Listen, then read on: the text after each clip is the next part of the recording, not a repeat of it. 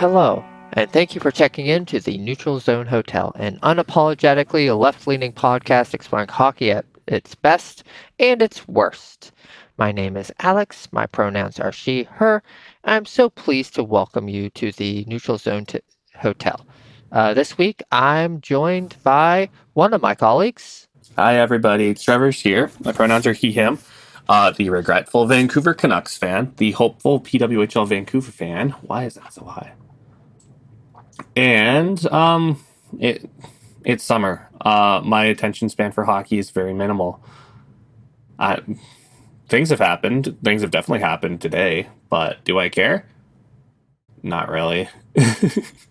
Feels weird considering like my team's actually kind of done things, but we'll get into that later. Well, before we do, I've got something I'm really excited about. I have spent the last couple weeks working on a new expansion for the Neutral Zone Hotel. I've built a special room for all of our guests and visitors to come and stay in. Ooh. So when they check into the hotel, we're going to greet them, do that stuff. And then after they check in, we're going to escort them to the special room where they get to sit and speak with the manager of whatever tourist destination they're going to over a video call where it's 50-50 whether it works or not, while we, the staff members, just kind of stand awkwardly next to them. We've got a whole special room just for that.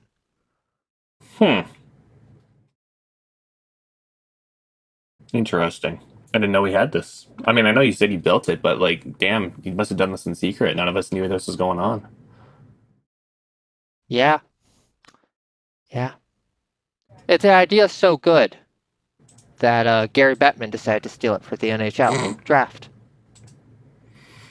That's where this is going. I didn't watch the boy auction. Yeah, this would have worked so much better if I had actually any of the other co-hosts were here to know where I was going. Yeah, that's fair. I mean, that might say about where my attention span was with that whole event. I didn't watch the draft. I kept up vicariously through occasional posts, and then I think by the time we were like 10 picks in, so like an hour or two later, I was on my way to go draft Magic the Gathering cards.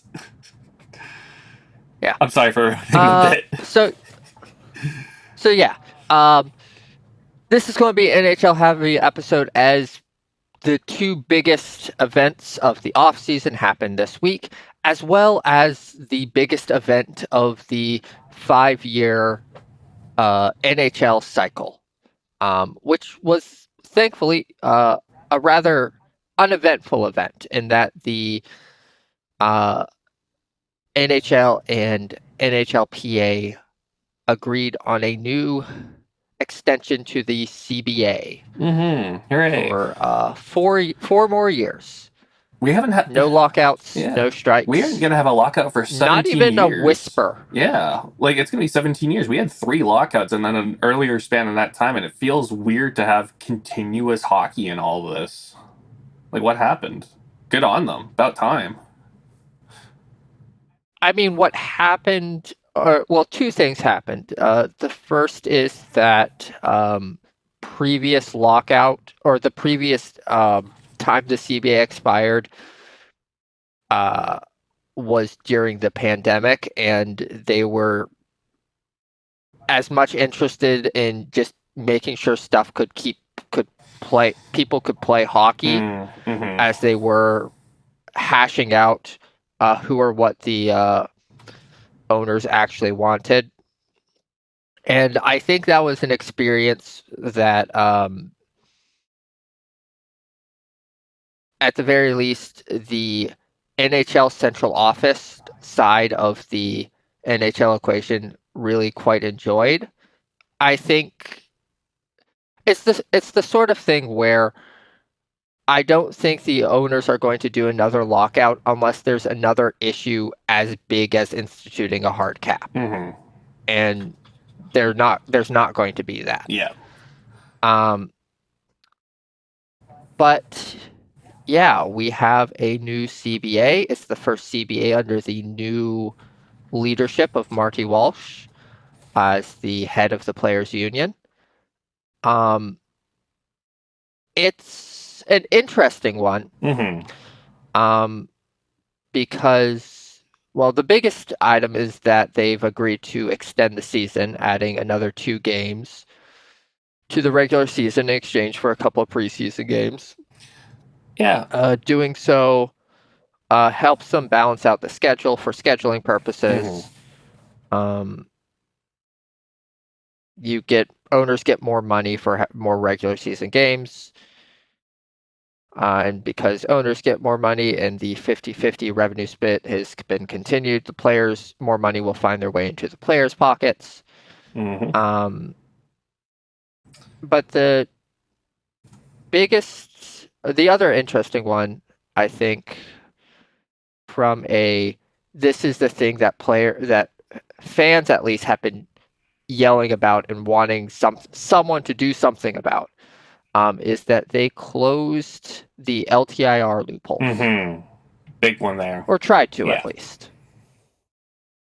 Yeah. Your playoff game roster must be cap compliant, which is a surprising move, but not an unwelcome one to see when it came to this new CBA.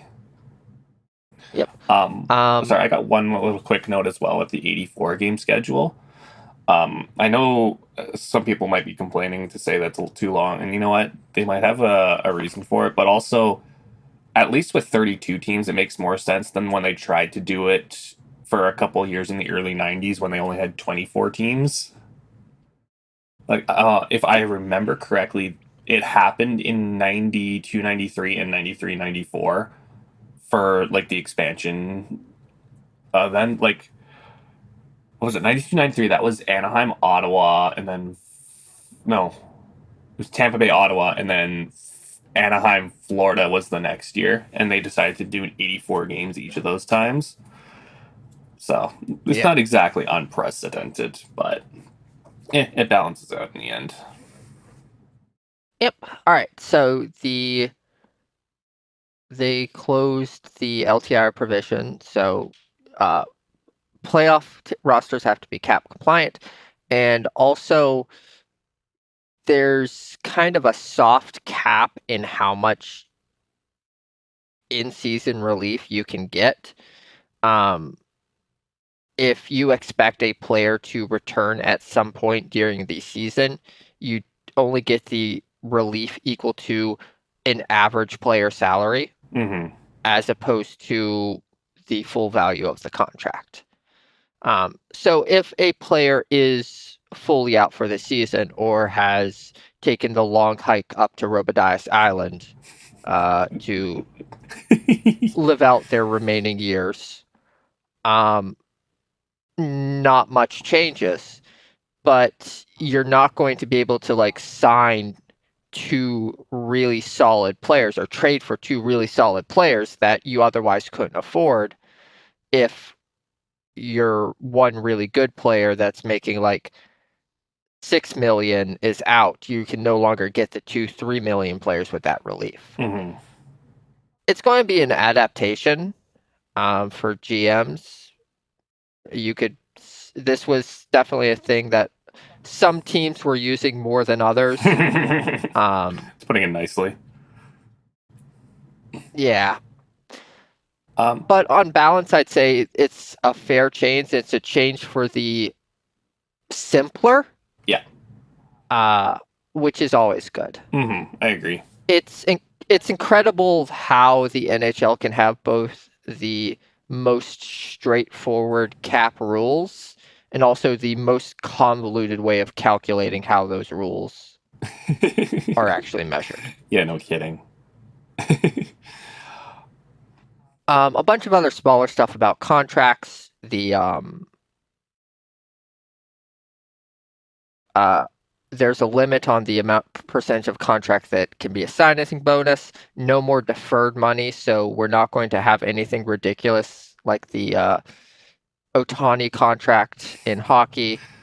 We've seen a couple of deferred money contracts Yeah. now, but that won't be a thing going forward.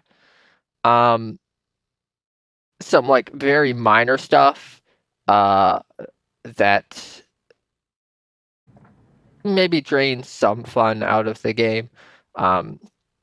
Teams, the part-time e-bug stories are now dead, as teams will have the ability to have a full-time emergency backup. Mm-hmm. It's just fine. Um, Like they're still very rarely going to be able to get in, but yep, maybe now you'll get one that's got like multiple games of experience instead of one, like the one and done. yep. Other thing is that the ghost of Lou Lamoriello, now that he has finally left the league, his malign influence has gone with him, and teams can no longer mandate a dress code. Oh man, yep. Yeah, there's a couple other ones on here too that I had noted down aside from that. I think you still probably got a couple more on your list though, so we'll finish your Yep. list off in the. The the last thing that I kind of wanted to like bring up, since one of the things we've talked about a bit was how Walsh has changed the strategy of what the NHLPA is trying to do and how they're trying to accomplish it. I think taking a look at the stuff that the players got out of this, like, is well, like it's definitely a priority for priority for the players' camp. Mhm. Most obvious one, the one that is always going to kind of be a millweight around the union leadership's neck, is the need to guarantee Olympics participation, which they of Mhm. course have done. But the other two things are, they eliminated paper transfers to the AHL, which basically means that, which was something that the lower echelon of the league was kind of arguing for, because paper transfers really decreased their earnings. Mhm. As even if they didn't actually get sit down, they were still being paid at that AHL rate, which was 10% of what they should be making on an NHL salary. Yeah, and also just capture convention as well, because I know that's what a lot of teams are Yeah, trying to do. Is you send a player down, make sure your roster is compliant for the day, and then just call them back up. yep. Um, and the other one, and I think this is probably the biggest win for the players, and it's one that I think most proves the value of getting better leadership, was that players getting an increase in their benefits for stuff like insurance and payroll taxes. Mhm. And instead of that counting against the player share of the 50-50 income, it now counts against the owner's share. Ooh, big. Okay, yeah, that's a W right there. Hell yeah, let's go. And I think that is, I think it's one of the many condemnations of the previous generations of union leadership that that wasn't a thing. Mhm. And I think it's another good sign for this current regime that they are able to get pretty impactful little wins like that. So it's not a big headline thing, but it's something that's, I think, is going to be really impactful for the players. Mhm. So yeah, there was four more things actually on the list that I noted down that haven't been covered yet. So if you are willing, I will Yeah, quickly. go. Number one, shorter contract lengths. As of the new Oh, yeah. CBA, instead of it being a maximum 8 years if you're re-signing with a team or 7 years if you're signing free agency, that's getting cut down by 1 year. So it'll be 7 if you're re-signing, 6 if you're signing a new contract after free agency hits. Number two, in lieu of the no more LTIR bonuses, or like you have to be cap compliant during the playoffs, the playoff pool, like the money that the players can win and earn during the playoffs, that's actually increased. So now, like, let's say you win the Oh, cup, yeah, you get a lot more money out of that now than what was before. This is, I think, the first time it's raised in a long time. Number three, the minimum salary is going to be steadily increasing year by year. Starting at what it currently is at 775K, and by the end of the CBA in 2030, minimum salary will be $1 million a year, which is pretty sweet. And finally, and arguably the biggest one to me, is that neck protection is going to be mandatory for new players entering in 2026, 27, and beyond. As well, it will be grandfathered in for any current players. So similar to like helmets were in the 80s, visors were in the late 2000s. It's a sign that the game is acknowledging safety, which is sometimes ironic to say considering, Yeah.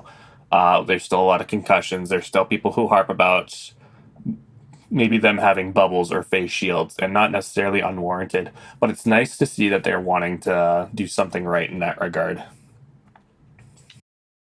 The safety measures are always really interesting to me because when it comes to like CBA stuff, because the thing for me is who's advocating for that to be put in the CBA?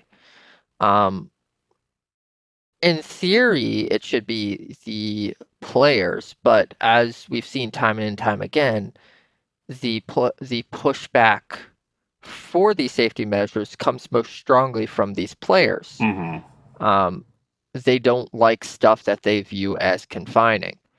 Um, so it's kind of okay, the players aren't arguing for it. The owners don't necessarily have the um, incentive to argue for it. Um, Yeah, I really don't. where does Yeah. that come from? Um, and it's the sort of thing where, like, for example, it's a related issue to like some of the stuff we talked about a bit with the changes to the LTIR rules, where it's kind of the league negotiating with itself, but they have to do it in the CBA because it involves player payment and stuff, but it's kind of a competitive balance move. Mm-hmm. um, wh- where it's kind of there's not really a clear avenue of who's advocating for it. Now, I do think the answer to who's advocating for it here is union leadership, because I think they've been Yeah, they've kind of and been very progressive on I that front. So, yep, and I kind of think on the NHL side they were like there wasn't really any reason to not try to like take it as a negotiating point rather than a just a addition to the rules that they're doing through the CBA. But the other and the I think the kind of the final thing for it is that the term. Past couple of CBAs they've kind of locked in longer term because it's because of because they've been coming off of lockouts. They want to like play as long as possible without having to deal with this again, deal with the uncertainty. That is not what they did this time, where the player side kind of was insisting on a shorter term mm-hmm. of 4 years rather than the something like the 10 or the 7 that we've seen in the past. And I think that's just kind of interesting. One of the things that people have been saying about players on an individual contract level is why don't they do the higher value, shorter term deals bet on themselves? That's not something that they've been wanting to do. Mm-hmm. Well, as a collective, they've done it. Yeah, that's a good way to look at it. What this does is means that if things continue going well for the NHL over the next 4 years, they'll be able to ask for more. They'll be able to, if something in the CBA has unforeseen consequences, they're not locked in with those consequences for another 5 years longer, et cetera, et cetera. I just think it's a really interesting move to go for the shorter term on purpose. Mm-hmm. Um, just because it's such a different tact from what we've seen in a lot of like sports negotiations. All right. Want to talk about some actual player movement? Sure. Why not? Cool. All right. Actually, no. We can do that after we come back from this nice little break.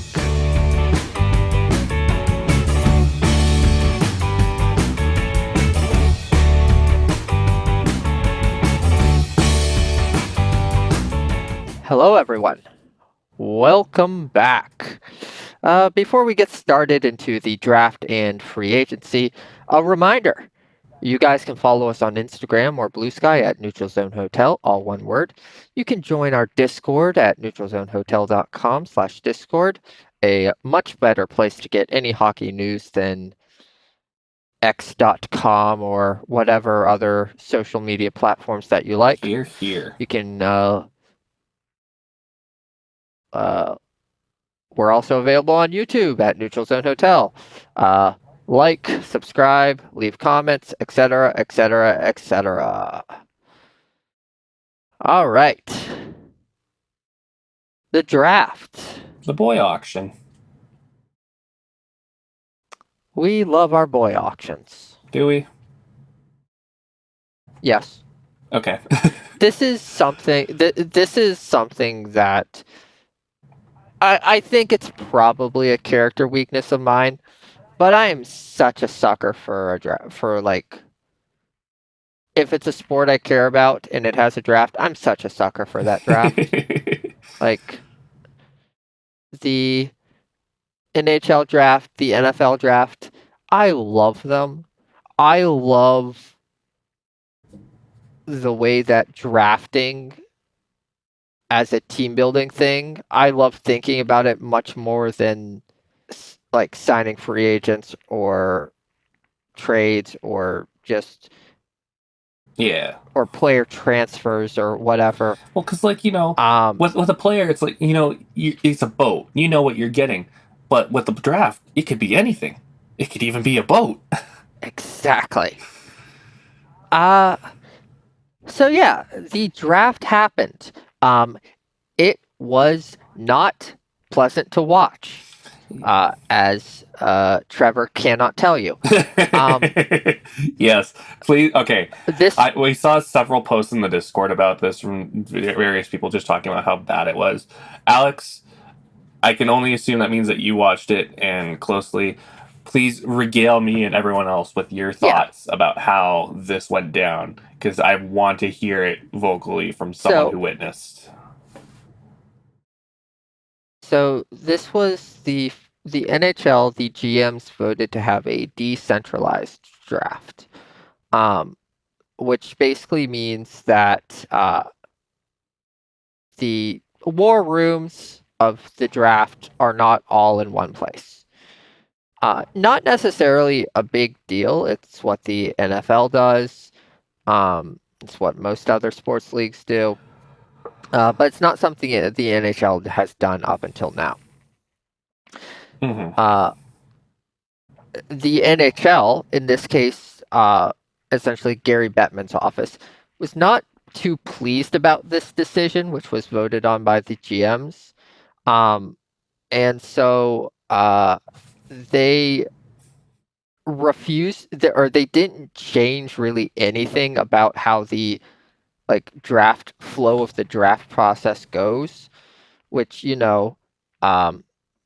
team pick comes up, pick meets with new coach, new GM, like on stage, they have a bit of a chat, pick meets with media, etc., etc. Yeah.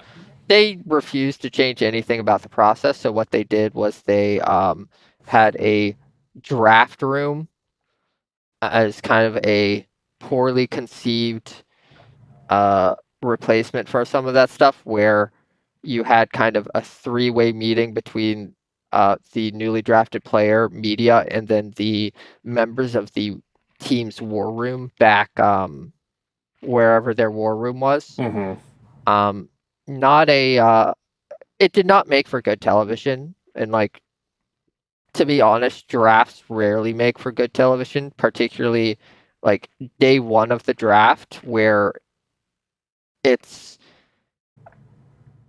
there's so much time between the picks Mm-hmm. and stuff moves so slowly. But yeah, it was not a good TV product. Um, the I personally subscribe to the theory that the NHL did not want the decentralized draft, does not want the decentralized draft to succeed.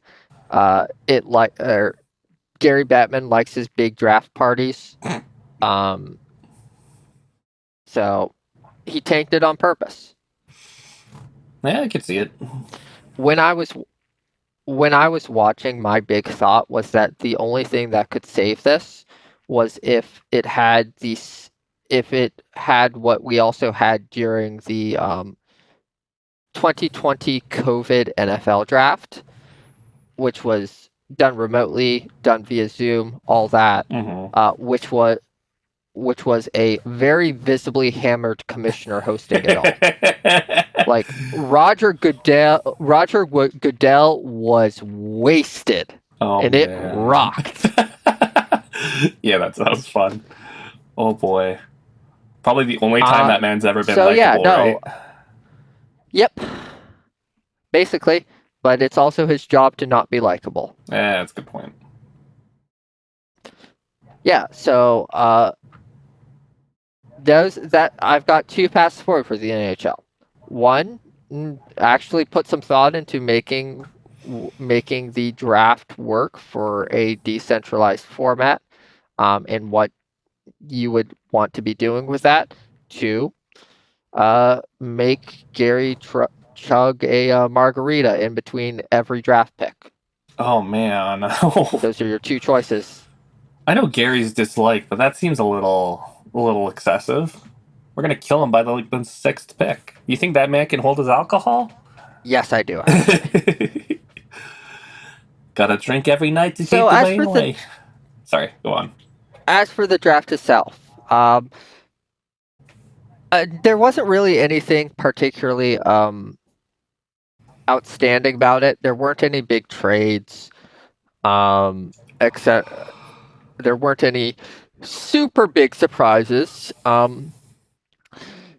There was, well, I guess, Trevor, do you have any thoughts about what the Canucks did? Nope, none whatsoever. I'm not a big prospects guy. So as far as I'm concerned, these are just names thrown together in like a random name generator and slapped together, and I guess they play for junior teams. That's about it. I'm sure like once we get closer to it and like they start doing prospects camp and whatnot, I'll actually start following it a bit more. But right now is just not a time. Like I'm kind of in like tune out mode. It also doesn't help that I've got a lot of outside things going on right now that have been really absorbing my attention. Cough, cough. Final Fantasy MTG. Cough, cough. Sorry, I had a bad coughing fit there. Don't worry, SJ said they'd edit all your comments out. So I'm sure that will not make the final edit. So unfortunately, they're not feeling well, so SJ couldn't be on today. But SJ did want to ask me about what I thought about the Penguins draft, because the Penguins certainly had a draft. They had a draft. They 1, 2, 3, 4, 5, 6, 7, 8, 9, 10, 11, 12, 13 draft picks. Holy smoke, Kyle. Yeah, so they had two first rounders, the 11th and the 12th. They traded the 12th with the Flyers to get the 22nd and the 31st, and then they later traded the 31st up. They were the busiest team on day one. Mm-hmm. because they actually made trades. Um, the thing that they did Mm-hmm. was that they ended up with 3 first round picks: the 11th, the 22nd, and the 24th. All 3 of those picks were reaches Oh based boy. off of consensus draft value. Yes. Uh, so, and that is kind of the dilemma we find ourselves in as Penguins fans, where the Kyle did a good job of getting more picks and getting high value picks, but the jury is definitely out on whether those picks were worth it or whether the players selected with the picks were worth it, especially since it really seems like those players would have been available even later in the draft. Um, so I'm just going to kind of talk about the 3 first round picks that they made. The first is Benjamin Kendall, and I would describe Benjamin Kendall as a potato pick. Uh, Trevor, do you have any idea what I mean by that? Hmm. You see, because usually potato just means like, oh, what do you say when you say someone's like a potato or like I don't know, like dumb as heck or just like very boring or underwhelming? Actually, no. I'm going back to a hockey internet Oh classic. boy. Who would make a better GM, Dave Oh, Notice or a potato? oh yes. And which was kind of the classic pension plan puppets draft post about what who would be a better GM, their current GM, Dave Notice, or a potato. And one of the rules that they set for the potato was that the potato will take the CHL player who has scored the most points with their draft pick. Mm-hmm. And that's what Benjamin Kendall is. He is a player who has proven he can score at the CHL level, has scored a lot. Um, he led the WHL in points among draft eligible players, but he's small. He's a little guy. And that, of course, means that there's questions about his viability as an NHL player. Mm-hmm. Um, I actually really like the pick because I'm I'm bullish on little guys who can score. So I'm not mad about that. It's clearly a bet on um, just like this guy has the skill. If it works out, you've got a Braden Point Mm-hmm. type player But is what the draft nicks are saying. The flip side of that, uh, and I mean this in like the exact opposite strategy is what they did with the 24th overall pick, which they selected William Horkoff. Now, Kindle was taken 11th overall. He was projected somewhere in the early 20s. It depends on which place that you're looking at, but Horcroft was projected anywhere from like middle second round to the to middle third. Not usually a first round guy. mm-hmm. Um, but William Horcroft is a very, very large player. Um, he's a something that we see a lot more of in like the NFL draft process. He's a combine beast. Mm-hmm. Um, so he basically came in to the NHL combine as a pretty unheralded prospect, wowed with his physical like capabilities, and that put him on the draft radar for a lot of teams, including the Pittsburgh Penguins, obviously. Um, but the production from when he has played has not does not exactly match up to his physical prowess, or at least it didn't during his draft year. Um, there's some weird stuff with that. He had a really funky season in terms of who he was playing for. He got kind of injured at the USHL level, and then so he played some USHL, got injured, and then ended up being the youngest player in the NCAA hockey at Michigan. So how well you can map his production from that onto the future is very much up in question.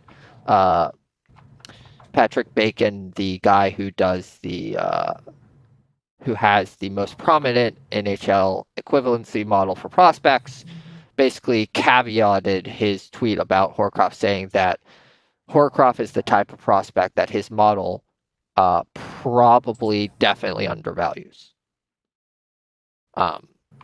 Because Horcoff was rated like 200th by his model. Oh dear.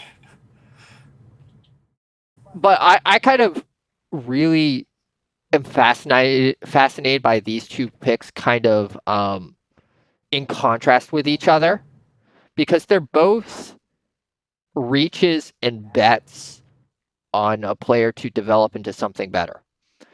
But they are betting on kind of the exact opposite things for each player. Kindle is a bet that the skill will win out over everything else. And Horcoff is a bet that the big guy will develop skills. It's very obvious that these two draft picks were taken with two different strategies. So they're really just trying to see what's going to work. Later in the draft, it definitely gets a lot more Dubas core. Just drafting the type of players Dubas likes. Pretty projectable defensemen that seem like they're going to be good. Like third and fourth round forwards that are pretty highly valued by like analytics type prospects, merchants. That sort of stuff. It's very similar to what we saw kind of with his previous draft with the Penguins, which is that it sure seems like he's good at getting value out of the third and fourth and second round picks, but we'll see if that ends up being the case, because it takes time for prospects to prospect. Yeah. At least when you're avoiding going full tank, like unless you're getting like a top 5 pick, yeah, you got to let them cook a bit. So one thing that I will say in Dubas's defense is that it sure seems like the biggest pick that he's made so far was the second round last year, which he took a defenseman. It kind of seemed like it was a reach at the time, and oh boy, Dubas hit hard. Like he picked the player, and then the player immediately went to go turn on a massive tear. That's just always nice. Yeah. So if you're a Penguins fan, okay, yeah, this is a reach, but so is this guy factor is definitely there. It's one of those cases where like it may be a reach, but he's hit on it enough times now that you're like, all right, we'll let you cook with this one. We'll see. We'll give you the benefit of the doubt. Yep. But yeah, that's the summary. First round picks, just throwing darts at the wall. Second round and later, definitely seemed like he got good value. But very very dubious core value. Any more thoughts on the draft from what you've seen Um, or read about? I just, yeah, not too much. Again, I don't know prospects. I did see a couple surprising things like Hagen's, who I thought was supposed to be like a top five, if not top three, dropped to seven, and it unfortunately means that Boston got a good player, and that's the one of the few franchises that I just want to see suffer. But I digress. I mean, we can quickly, I guess, maybe cover the top one. Like Michael Schaefer goes first to the Islanders, or sorry, Matthew Schaefer. Michael Misa, there we go, conflated the two. Went to San Jose. Anton Frundell to Chicago. Caleb Desnoyers to Utah, and Brady Martin to Nashville. These are, like I said, these are words just jumbled together for me. I've heard of some of them. I don't know how necessarily they play, but we will see. Um, yeah, I don't know.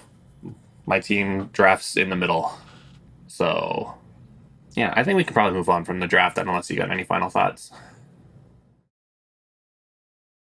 SJ put an insert here to talk about Vancouver's first round pick since they drafted from Seattle's WHL team. Mm, yeah, I mean, if anyone would know, it'd be SJ. Although they are the Everett Silvertips fan. Well, I guess no, they because Everett played Seattle in the first round, so they probably saw him a fair bit.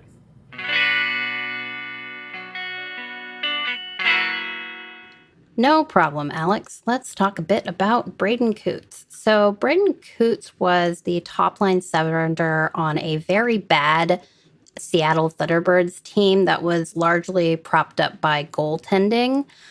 He was their highest point getter at 63 points in 60 games. A perfectly cromulent player, I would say. Maybe probably their best player on the team this year. I think he's going to be perfectly fine, and I think he kind of slotted in as far as the draft exactly where he should have gone. I don't know if he'll make the NHL because I have zero ability to project these things. But yeah, he was good, and I like the pick for Vancouver. I think that's a good spot. Don't actually do that. It's not important. No, please do it. All right, I guess we hit the final thing. Yeah, free agency. Woohoo. It's Yeah. the biggest day of the hockey summer that will always result in disappointment. Oh yeah, and so as we record this, it is July 1st. Free agency has started about 6 hours ago. We knew it was going to be a bleak free agency, but holy smokes, has it been a bleak free agency today, huh? You're not amazed by the star power of Cody Ceci and Mikael Granlund? Are they probably the biggest players who signed? Like, we've had a couple sign and trades that are bigger, but like, is this or those like the biggest names that have just signed with a new team today? Because that It might de- be it. it Like, depends it's on how you feel bad. about guys like Vladislav Gavrikov The name rings a bell. I couldn't tell you a single thing about him. or I don't know if you've heard of this guy, Brock Okay, but he didn't Bozer, move teams. Bowser. I Yeah, do but like he me some still has Bowser. signed a deal in free He did, agency. but I did specifically say player that moved teams. Because like going into Yeah. this, Besser was probably one of like the top three free Oh, agents, which oh, is that's still that's wild. But that's just wrong. I just saw where Corey Perry signed. That's just um, wrong. oh, I know. So okay, so let's just hop right into that. Let's laugh at the Los Angeles Kings, who remember fired their general manager about a month and a bit ago and hired former Oilers general manager Ken Holland, and they've made three signings that have been reported today. And who boy is he trying to get that band back together? So first, there's three names. Number one, Joel Armia, whoop de doo. Sure, That's fine, a Mark. whatever. That's a Mark Bergevin boy for sure. Number two, Corey Perry, the ancient wonder, moves on again.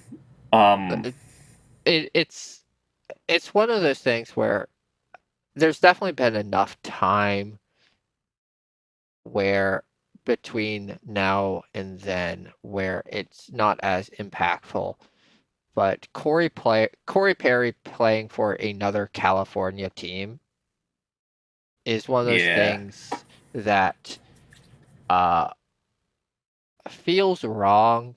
It feels icky, and not in the normal way that Corey Perry makes someone feel icky.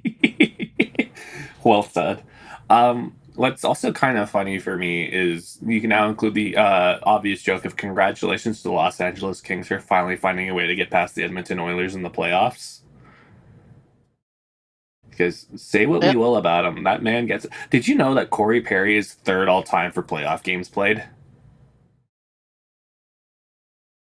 Given his the streak of the past few years, that's not that surprising to me. Yeah, like it This shouldn't be man loves when you nothing more than to then lose the Stanley Cup. and yet like if you think about it, sure, but if you just fired that stat off, someone would just look you'd be like, wait, Corey Perry is? But yeah, if you with the last 6 years having 5 runs to the final, yeah, it ain't really gets there. But so Yep. congratulations, Kings, and then Cody Cece signs, and not even just like a small deal. He went 4 years at $4.5 million. Ken Holland, what did Cody Cece do to make you fall in love with him so hard? Because this is baffling to me. Yeah, it's. Hold on, I need to pull up Puckpedia. No worries, but yeah, just we It's the a lot of us were sort. talking about how Rob Blake may be a bad GM, but in hindsight, maybe he wasn't so bad after all. Yeah. Oh, you left out the other one because I'd actually argue that Corey Perry is not the worst defenseman signing that the Los Angeles Kings did today. I'm assuming. Sorry, Cody Cece. Last I checked, Corey Perry's a forward. Oh yeah, sorry. You're Cody good. Cece is not the worst defenseman signing that the Oh, Los Angeles Kings did today. all right, all right. Hit me with it. They signed Brian Dumoulin to a Oh yeah, 3-year, I forgot $4 million deal. Because I'm going to be honest, Cody Cece, Oh, not a great player. Um, he has been doing stuff this year with the Sharks and with the Stars that makes you say, yeah, okay, I think that there's still something valuable here. Or as a fan, maybe not as a roster builder. I mm-hmm. say, okay, there's still something valuable here if you put him in the right situation. If you he's useful as a supporting player. Brian Dumoulin, who I will always have a soft spot for. He was an extremely important part of those Penguins Cup teams. Brian Dumoulin has not been a player even in a And sentence. useful No, you could just supporting end. role. You could just end the sentence at he is not a player. Well, he's not anymore. Yeah. He was washed up from injuries when the Penguins moved on from him. Has somehow been with 2 more teams in the interim. First the Kraken and then the Ducks. Neither of those stints he really showed much that kind of showed that he had gotten his legs back under him, or he had some utility as a pure defensive defenseman or what have you. Mm-hmm. And then he's But signing a multi-year deal for $4 million with yeah. a 10-team no trade list. Oh my God, there was no trade protection included. Oh my God, Ken Holland, why? Oh Uh, no.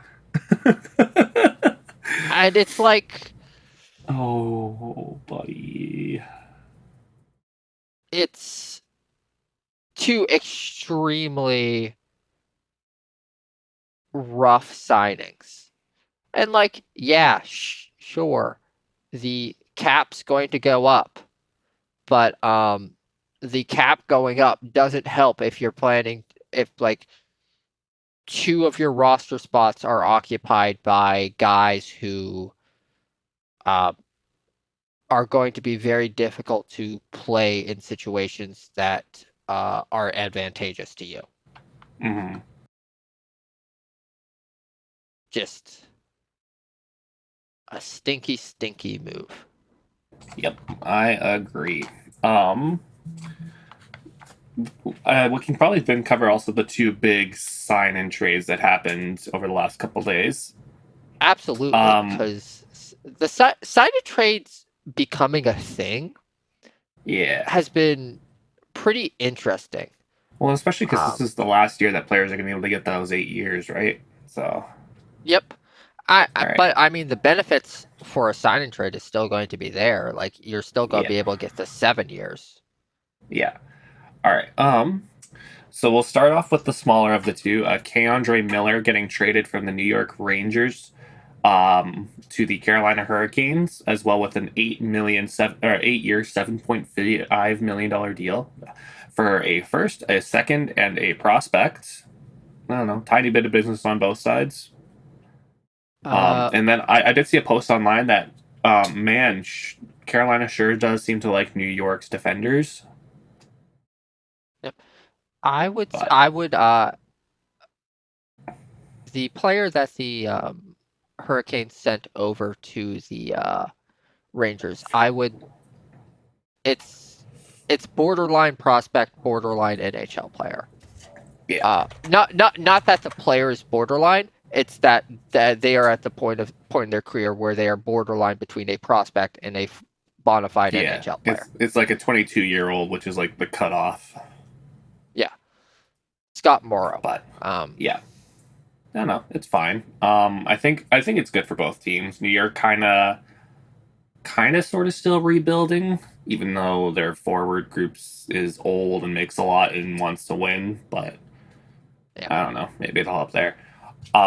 The other one, and this is probably the biggest one, and it's almost a shame that we didn't have this happen today. This happened yesterday before free agency officially started. The Toronto Maple Leafs trade Mitch Marner with a new 8-year, 12 per deal to the Vegas Golden Knights for Nick Waugh, and the trade is 1-for-1. How does Vegas keep getting away with this? That's what I want to know. Why do people keep helping them, and why? How?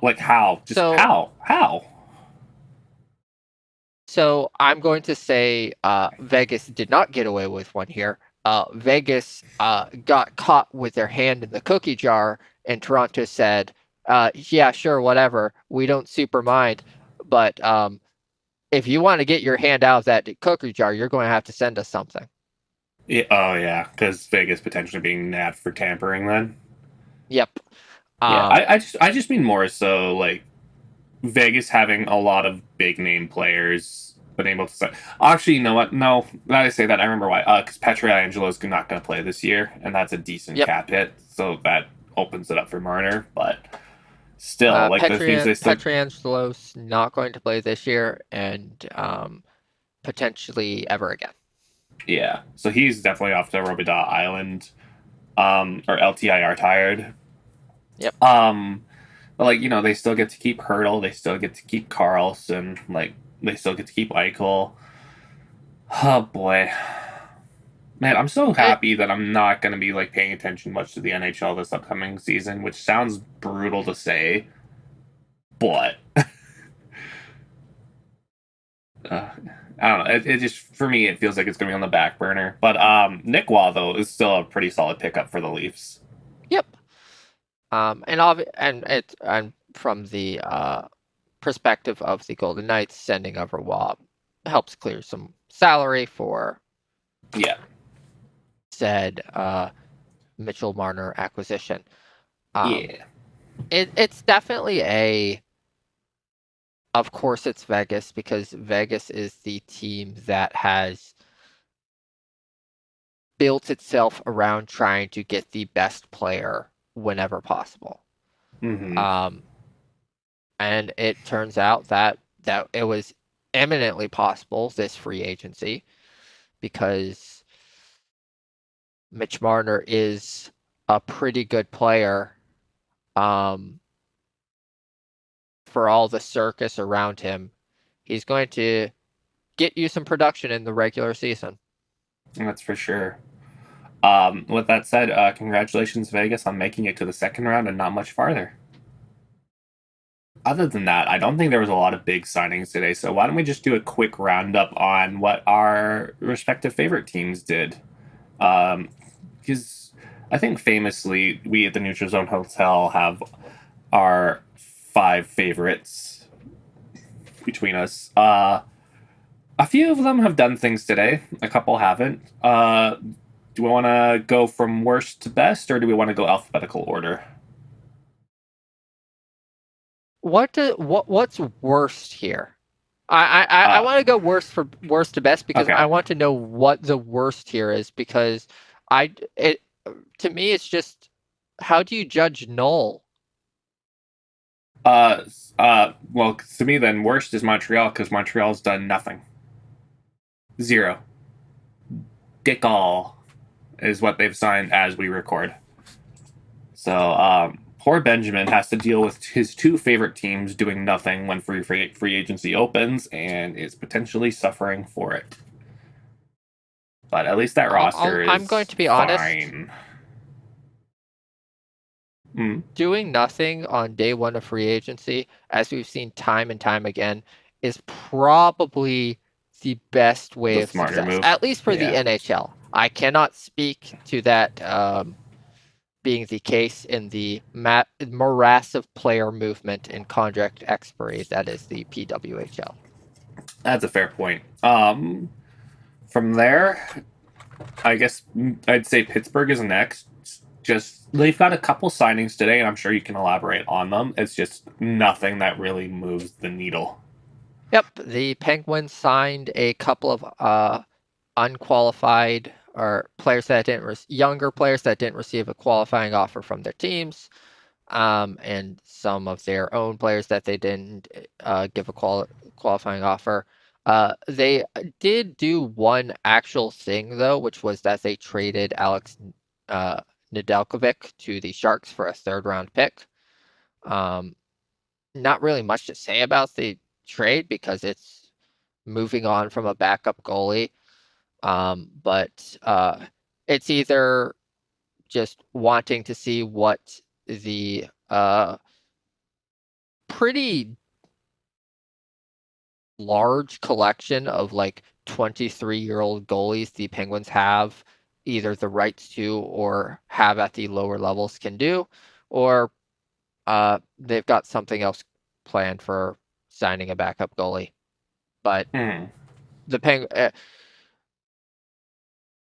there are not many fewer there's not that many other less impactful roster positions than backup goalie for a team that is not planning on being competitive this year. Hmm. Um, but yeah, Yep. All right. Third on the list, I've got Seattle. They're one, I guess, decent move. They signed Ryan Lindgren for 4 years at $4.5 million. Forgive me if I'm wrong. I think Dumoulin was in Seattle, right? So if this is what you're getting to replace him, I'm gonna I say it's much better. I want to say Dumoulin was in used to be Did in they Seattle, move but him? I think Dumoulin was in Where did Anaheim this Dumoulin year. go? Let me check. Yeah, I'm gonna look him up as well. You might be right. Oh, come on, really? There he is. Brian Dumoulin. Yes, he was in Anaheim, then got traded to New Jersey.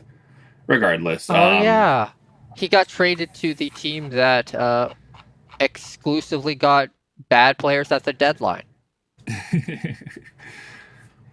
but yeah, I mean, he seems like he'd be a fine defender. Like they've got a decent core there, or like a defensive line. You know, you got Dunn and Montour. Larson's still somewhat dependable. You know, you throw Lindgren on there, and then you got your Riker Evans, Josh Mahora, Jimmy Oleksiak to kind of cycle around for the bottom pair. So it's fine. Lindgren's definitely a guy I like a lot better than the previous crop of free agents that they signed last year. Mm-hmm. All right. Next up, with no personal bias whatsoever, the Vancouver Canucks, who have picked up 0 new players today, but instead have made 3 re-signings. Connor Garland re-signs for 6 years at $6 million, which includes a 3 years of 3 years of no move, and then 3 more years at the end of modified 15-team no trade list. This does go till he's 36, but he's probably the one player on the Canucks that actually gives a shit.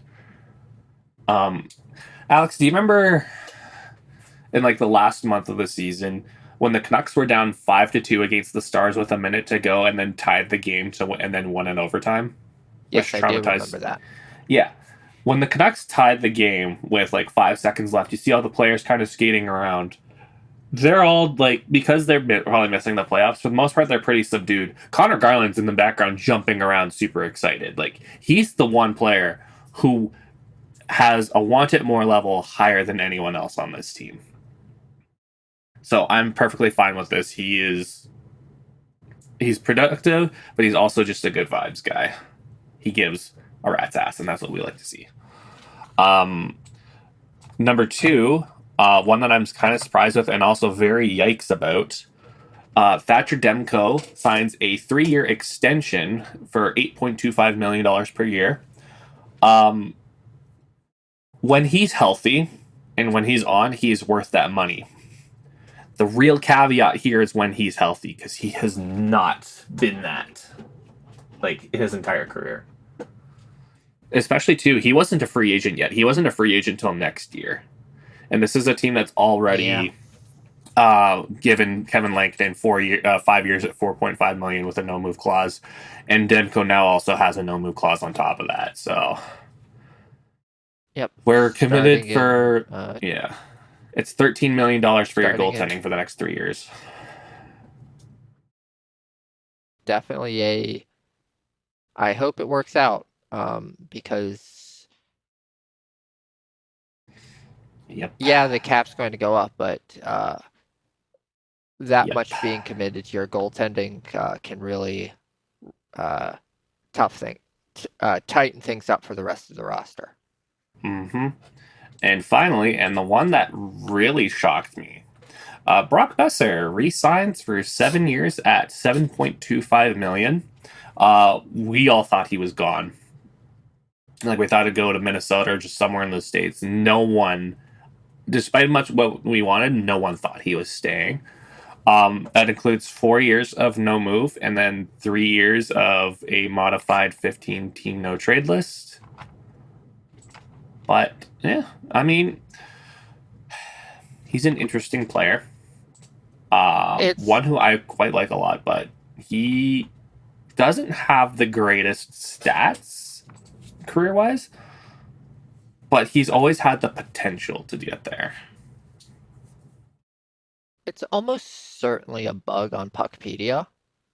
And it might just be on my side, but I say it's almost certainly a bug. It's absolutely a bug. Brock Bowser's contract extension, for whatever reason, the 2026 and 2027 years are listed as being a 2-way contract. It doesn't say that on my end, I'll say that much. So yeah, no, it's just on my end. Oh no, yeah, I see it. No, I see it for 26, 27, 27, 28. Yeah, wild. It's what the heck? It's a 2-way contract with a no movement clause. That's right. And not even the first year; it's the second and third year of it. The years 1 and 4 through 7 are perfectly fine. But outside of his rookie season where he scored 55 points, he had 56 points the next year, and then he's basically hovered consistently around 50 points a year, with the exception of the 23-24 season when he finally popped off. He scored 40 goals, scored 73 points. But like, he's reliable. He's always been just like an inch away from taking that step to where we always think he could be. Yep. Well, you know what? Sorry, I mentioned that he's consistently scored 50 points. That is slightly shortcutting the fact that he only played obviously 56 and 21 and only 57 and 20. So like almost point per game both those years. But I don't know. Like I'm still happy to see him here. I know this is where his stuff is, but he's gone through a lot, and we've always had a soft spot for him. Plus, too, he's the longest tenured Vancouver Canuck at this rate. So it's nice to see someone still wanting to stick around.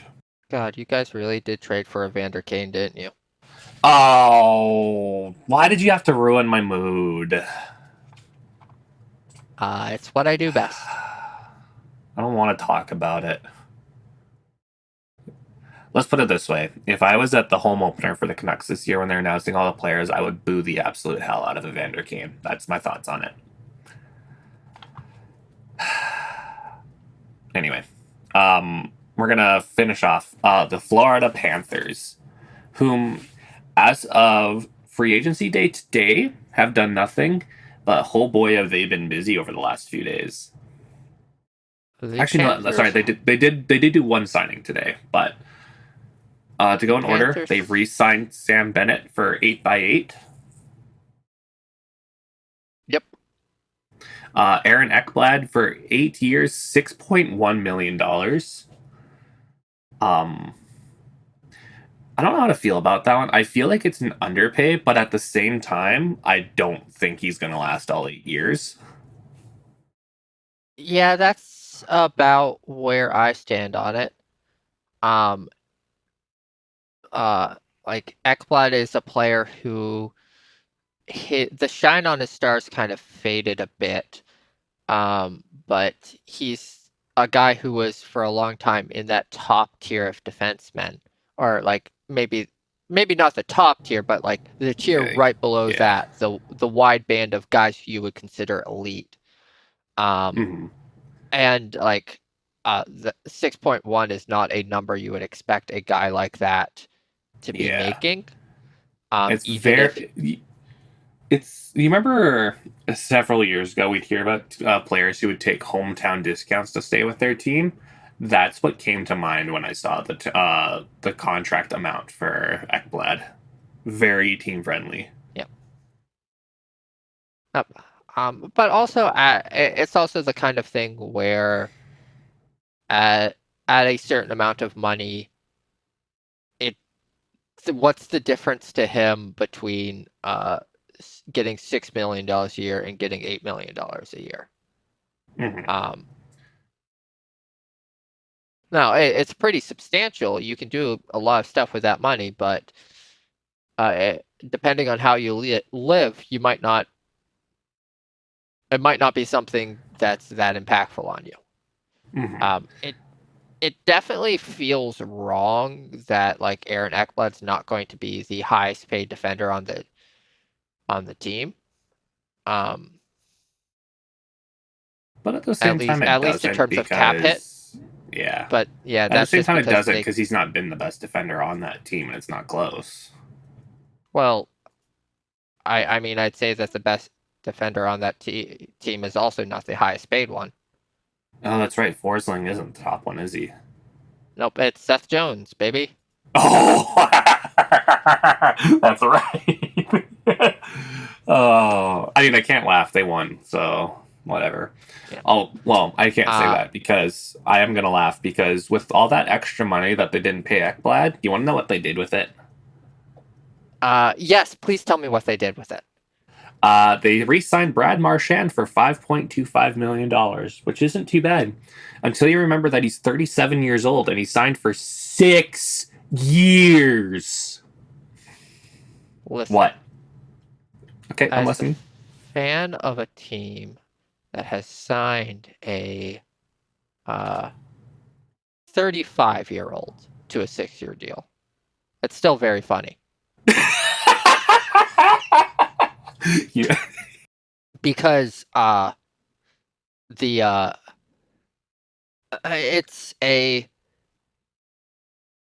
these 3 players really helped bring the cup to Florida for the 2nd year in a row. And it makes sense to try and keep them. But does it make sense to really try and keep them? Like, I don't know. It definitely feels like at least two of these contracts will not age well at all. Probably Marchand, probably Ekblad, at least in terms of them providing like usable hockey time, like them actually being able to play for the duration of their contract. And honestly, with Bennett, I think it's pretty unlikely that he continues playing at the level that he did this year in this playoffs in terms of like point production and impact on the game. But hey, you've locked them in. They're your guys.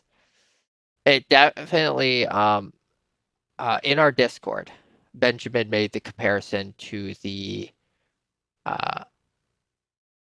mid to late aughts San Jose Sharks as they have their collection of players and they have them locked in at a large amount of money, and they're going to be there for the duration of those contracts. But they're probably also not going to be good for the duration of those contracts. And when it got bad in San Jose, it got really bad. Mm-hmm. And it was not easy to get out of. It got really bad. They just kind of had to weather the storm on most of those contracts. It sure seems like Florida's setting up to be something similar. Now, the big difference here is that Florida has their cups. They got there. San Jose never got to that peak. Mm-hmm. So you can look at it, and if you're a Florida Panthers fan, you can probably say, yeah, it was worth it. Yep. Must be nice. It was. Speaking from experience. Yeah, just stick that knife in, why don't you? Oh, just dig it in real deep. Oh, baby. Sorry, that got weird. What do you say we wrap this up? No, let's continue talking about as many like unimportant NHL players who signed deals today as we can. Like really make our editors and listeners suffer. That's right. 100%. Yeah, okay. We're wrapping up. You have been listening to the Neutral Zone Hotel, which is written, hosted, and produced by the Neutral Zone Hotel crew. You can find out more at neutralzonehotel.com.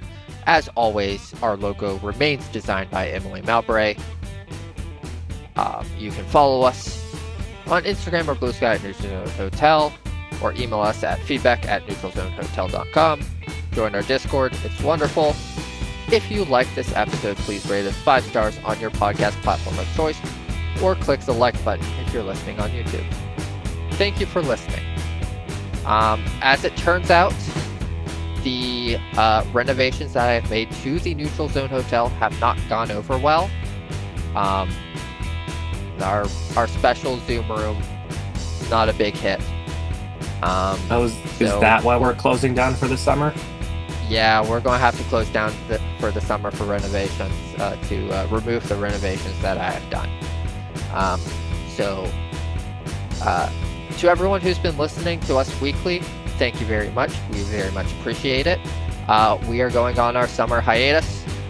We will probably have a couple of special episodes drop in once every month, as we have done in the previous summer. But yeah, thank you for listening, everyone, and see you next fall.